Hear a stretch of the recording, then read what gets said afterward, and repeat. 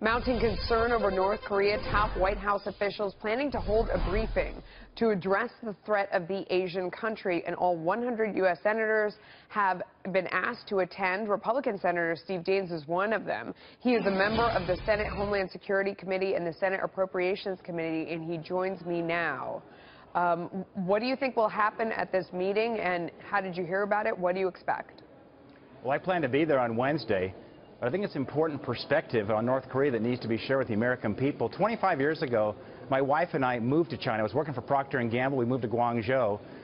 And 2 years after we moved to China, if you remember, 1994, then President Clinton signed a nuclear non-proliferation treaty with Kim Jong-un's grandfather. So where are we at now, 23 years later?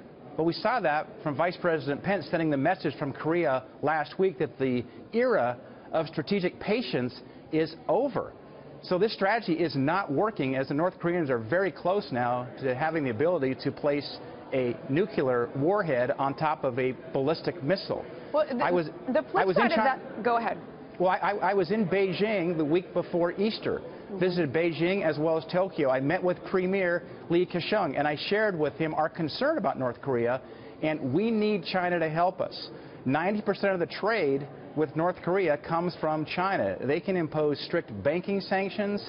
They can put sanctions on oil, coal, other resources of North Korea, and really turn the heat up on it. And that is a necessary part, I think, of the equation here to solve this problem. But what was the response? Because that's a lot of the questions that people are asking right now. I mean, it was very clear when President Trump sat down with the president of China and talked to him about this specific issue, and at the same time, was unloading Tomahawk missiles elsewhere. The message was clear, but what is their response? What are you hearing? Well, I'll tell you what, President Trump is decisive. We saw decisive action with those Tomahawk missiles. He's demonstrating to the world that Tomahawk missiles work better than red crayons, these red lines that came from the Obama administration. Then we saw what he did in Afghanistan with the Moab. Then we've seen the strong message from Vice President Pence towards North Korea. And keeping all the options on the table, going back to the Reagan doctrine of peace through strength, is working. When I was in Tokyo, I can tell you the relationship between Japan and the United States has never been better. They're grateful now that we have leadership again in the world from the United States. And that is a way towards resolving this conflict, because we're dealing with a madman. Kim Jong-un is irrational. He's a madman. You don't deal with madmen through diplomatic means. Absolutely, and that's the response you got. But do you have any read on what China's response truly is? I mean, obviously, they pulled back on those coal shipments. There's steps in the right, but that's a small step in that direction, and we need a lot of help from China and pressure from China as well to end this without some sort of real conflict. Yeah, well, President Trump was clear with Xi Jinping in Mar-a-Lago a couple of weeks ago. I was clear. I was accompanied by 3 other U.S. senators, 2 members of Congress, as we met with the Premier of China in Beijing. And we were very clear, we need their help. Yeah. This needs to be done with China's help.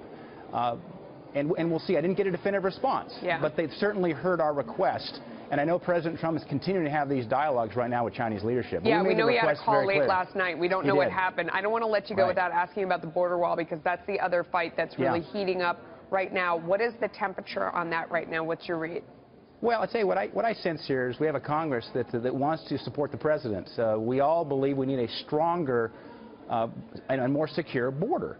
The good news is this. As member of the Homeland Security Committee, we had General Kelly, now Secretary Kelly, Homeland Security, before the committee 2 weeks ago. They told us that the illegal border crossings in the month of March decreased 64% versus a year ago. And I asked the question, why? This is a dramatic decrease in illegal crossings. And the answer is because they're hearing now from President Trump and this new administration, they're going to enforce the law.